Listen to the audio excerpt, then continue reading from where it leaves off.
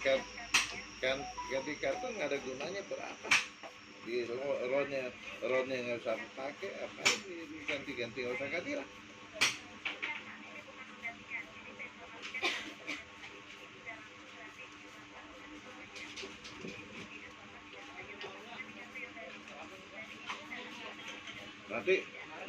nanti terima kartu mesti ke bank lagi untuk pembukaan lagi gitu, kenapa gitu.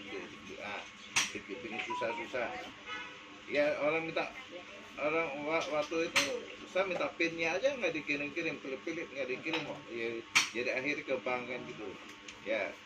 Memang banyak waktu kita.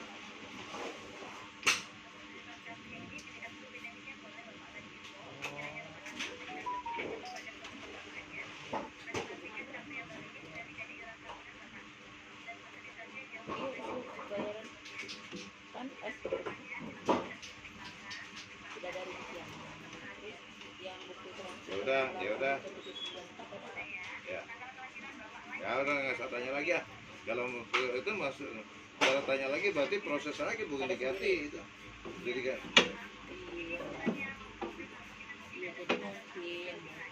nggak ada aplikasi, kenapa kamu tanya? Telepon sama saya kan ada aplikasi.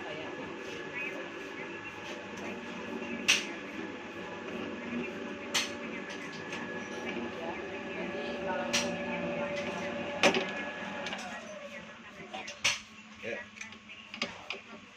53. Ya.